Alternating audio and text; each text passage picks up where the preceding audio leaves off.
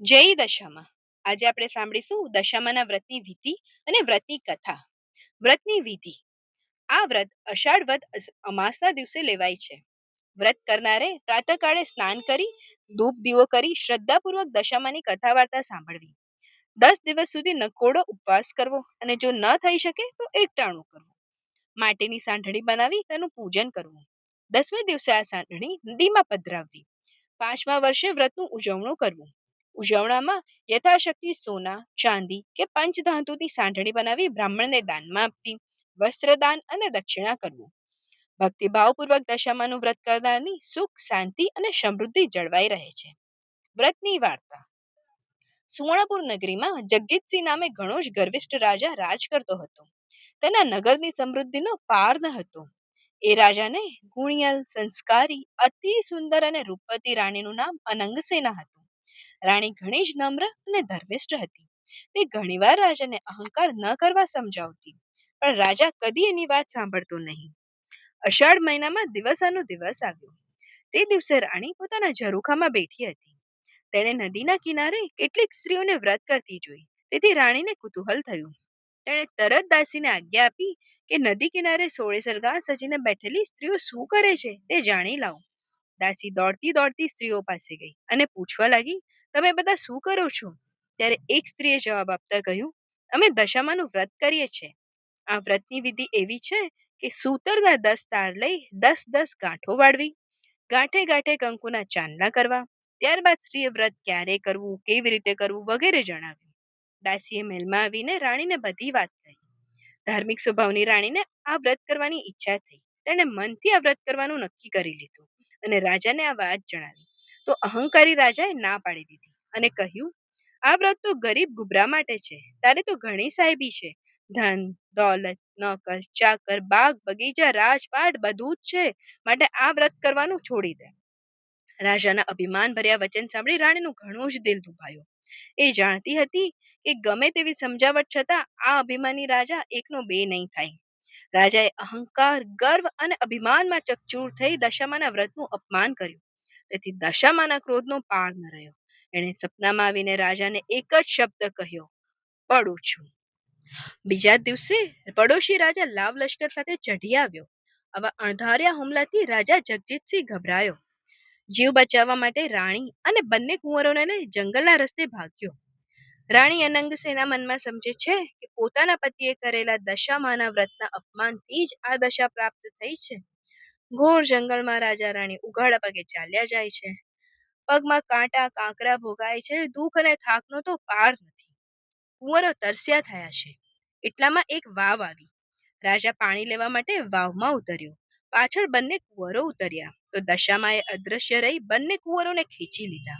કુંવરોને અદ્રશ્ય થઈ ગયેલા જાણી રાણી વિલાપ કરવા માંડી. રાજા હવે મનમાં સમજી ગયો કે નક્કી આ દશામાનો કોપ છે. તેણે રાણીને આશ્વાસન આપતા કહ્યું, જેણે આપ્યા એણે લઈ લીધા અને હવે એ જ આપશે. રુદન કરતી રાણીને સમજાવતો રાજા આગળ ચાલ્યો. થાકના લીધે બંનેના પગ ઘસડાય છે. પગમાં વેઢા વેઢાના કાંટા ભોકાય છે. તેમની પીડાનો પાર નથી. રસ્તામાં એક વાડી આવી. રાજાને થયું, હાશ, બે ઘડી વિસામો તો મળે. પણ જ્યાં રાજાએ વાડીમાં પગ મૂક્યો કે ખીલેલા બધા ફૂલો કરમાઈ ગયા. વાડીનો માળી વિચારવા લાગ્યો કે નક્કી આ માણસ પાપી પગલાનો છે. તેથી માળી લાકડી લઈને રાજાને મારવા દોડ્યો. રાજા રાણી માંડ માંડ બચીને ભાગ્યા. જીવનથી હતાશ થઈ ગયેલા ભિખારી જેવી હાલતમાં બંને એક નગરમાં આવ્યા. એ નગરમાં રાણીની બેનપણી રહેતી હતી. બેનપણીના ઘરે કંઈક ખાવા મળશે તે આશાએ બંને ઘરે આવ્યા. રાણીએ બેનપણી પાસે ખાવા માંગ્યો એટલે ખીજાઈને બોલી, જા જા રાણ ભિખારણ, મારા રાજ્યમાં આવી બટકું રોટલો માંગે છે, શરમ નથી આવતી? આવા વેણ સાંભળી તેઓ આગળ વધ્યા. રસ્તામાં રાજાની બહેનનું ગામ આવ્યું. રાજાને આશા હતી કે મારી બહેન જરૂર આશરો આપશે. તેણે પાદરથી પોતાની બહેનને સંદેશો મોકલ્યો કે તારો ભાઈ આવ્યો છે અને પાદરે મુકામ કર્યો છે. બેનને સંદેશો મળતા જ તેને થયું, જરૂર મારા ભાઈને કોઈ દુઃખ પડ્યું છે, નહીતર હાથી ઘોડા અને રથ વગર તો મારો ભાઈ આવે જ નહીં. આમ વિચારી બહેને સુખડી બનાવી અને તેને સોનાની ગાગરમાં મૂકી અને સાથે સોનાનું સાંકડું પણ મોકલ્યું અને પોતાને ભાઈને મોકલી આપ્યું. ભાઈને સોનાની ગાગર મળી પણ તે પિત્તળની થઈ ગઈ. સુખડી ઈંટના કટકા બની ગઈ અને સોનાના સાંકડાનો તો સાપ થઈ ગયો. આ જોઈ રાજા વિચારમાં પડ્યો. તેને થયું, મારી સગી બહેન મને મારી નાખવા માટે આવું ન કરે. નક્કી આ દશામાંનો કોપ છે. આમ વિચારી રાજાએ ગાગર ત્યાં ભૂમિમાં જ દાટી દીધી અને રાણીને લઈને આગળ ચાલવા લાગ્યા. આગળ જતા રસ્તામાં એક મોટી નદી આવી. નદી કાંઠે ચીબડાના વાડા હતા. રાણીએ ખેડૂતને બે હાથ જોડી આજીજી કરી, ભાઈ, અમને ખૂબ જ ભૂખ લાગી છે. દયા કરી એક ચીબડું ખાવા આપો તો સારું. ખેડૂતને એમની ઉપર દયા આવી. તેમણે એક ચીબડું તોડીને રાણીને આપ્યું.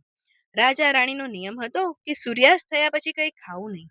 તેથી રાણીએ ચીબડું સાડલામાં સંતાડી સૂઈ ગયા. આ પૂર્વે એવું બન્યું હતું કે આ ગામના રાજાનો કુંવર 2 દિવસ પહેલા રિસાઈને ભાગી ગયો હતો. સિપાહીઓ કુંવરની શોધમાં નીકળ્યા હતા. સિપાહીઓ શોધતા શોધતા અહીં આવી ચડ્યા. તેમણે રાણીના સાડલામાં કંઈ સંતાડેલું જોઈને પૂછ્યું, બહેન, તમારા સાડલામાં શું છે? ભાઈ, આ તો ચીબડું છે. સૈનિકોએ તેને બહાર કાઢી બતાવવા કહ્યું. રાણીએ તો સાડલામાંથી ચીબડું બહાર કાઢ્યું, પણ દશામાના કોપને કારણે તે ચીબડું કુંવરનું માથું બની ગયું. આથી રાજાના સિપાહીઓ ખૂબ જ ગુસ્સે થઈ ગયા અને બોલ્યા, તમે રાજાના કુંવરને મારી નાખ્યો છે. આમ બોલી તેમને દોરડાથી બાંધીને લાતો મારતા મારતા નગરમાં લઈ ગયા. નગરના રાજાને બધી વાત કરી. રાજાએ પોતાની કુંવરની હત્યા કરવા બદલ જગજીતસિંહને કાળ કોટડીનો હુકમ આપી દીધો અને બંદીખાનામાં નાખી દીધો. રાજા વગર વાંકે કેદ થયો. તેથી રાણી અનંગસેના પર દુઃખનો પહાડ તૂટી પડ્યો. એ રોજ જંગલમાં જતી ને લાકડાનો ભારો લઈ આવતી અને જે પૈસા મળે એનાથી પેટનો ખાડો પૂરતી. આમ દિવસો પસાર કરવા લાગ્યા. એવામાં અષાઢ મહિનો આવ્યો અને દિવાસાનો દિવસ આવ્યો. રાણીને થયું, રાજાએ દશામાનું અપમાન કર્યું છે, તેથી અમારી આવી દશા થઈ છે. તેથી રાણીએ દશામાના 10 દિવસના નકોડા ઉપવાસ કર્યા, માટીની સાંઠળી બનાવી, પૂજા કરી અને આદ્યસ્વરે માની સ્તુતિ કરી. રાણીની ભક્તિ જોઈ દશામાનો કોપ સમી ગયો. માએ રાણીના આશીર્વાદ આપતા કહ્યું, કાલે તારો પતિ પાછો મળશે. એ જ રાત્રે દશામાએ નગરના રાજાને સ્વપ્નમાં જઈ આદેશ આપ્યો, તે નિર્દોષ માણસને કેદમાં પૂર્યો છે. તારો કુંવર તો મોસાળમાં લીલા લહેર કરે છે. સવારે પાછો આવી જશે. સવાર પડતા જ દશામાની કૃપાથી કુંવર પાછો આવી ગયો. રાજાએ જાતે જઈ જગજીતસિંહને બંદીખાનામાંથી મુક્ત કરી ક્ષમા માંગી. એટલું જ નહીં, ખૂબ ધન પણ આપ્યું. રાજા રાણી રથમાં બેસી સુવર્ણપુર આવવા નીકળ્યા. રસ્તામાં બહેનનું નગર આવ્યું. રાજાને પેલી ગાગર યાદ આવી. પાદરે આવી ખાડો ખોદીને જોયું તો ગાગરમાં સોનાનું સાંકડું અને સુખડી હતી. એટલામાં બહેન પણ આવી ગઈ. તે ભાઈ ભાભીને આગ્રહ કરી પોતાના ઘરે લઈ ગઈ.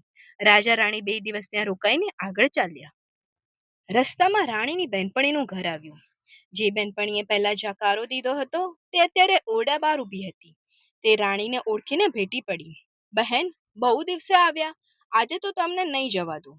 રાણીએ કહ્યું, મારી દશા કઠણ હતી ત્યારે કટકો રોટલોય નહીં આપ્યો. હવે અમે અહીં નહીં રોકાશું. આમ કહી તેઓ અહીંથી ચાલી નીકળ્યા.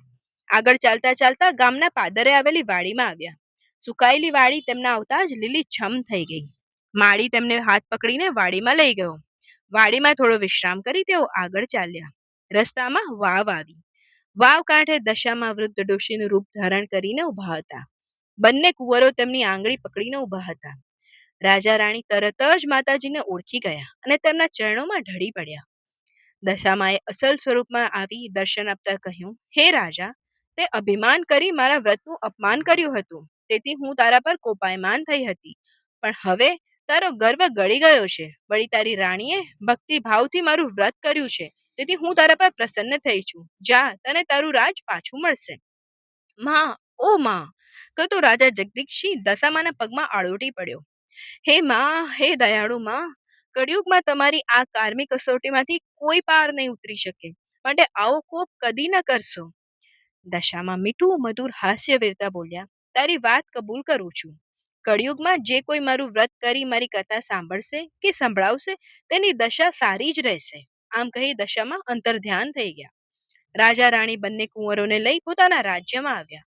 જગજીતસિંહના સેનાપતિએ પડોશી રાજાને હરાવી રાજ્ય પાછું મેળવ્યું હતું. નગરમાં સમાચાર પહોંચ્યા કે રાજા રાણી પાછા આવી ગયા છે. ત્યારે નગર લોકોએ વાજતે ગાજતે સામૈયું કરી તેમને તેડાવ્યા. રાજા રાણી આનંદપૂર્વક દિવસો પસાર કરવા લાગ્યા. અને રાજા રાણીએ 5 વર્ષ સુધી દશામાનું વ્રત કર્યું અને વ્રત કર્યા પછી શ્રદ્ધાપૂર્વક તેનું ઉજવણું પણ કર્યું. હે દશામાં, તમે જેવા રાજા રાણીને ફળ્યા તેવું તમારું વ્રત કરનાર, વાર્તા સાંભળનાર સૌને ફળજો. જય દશામાં.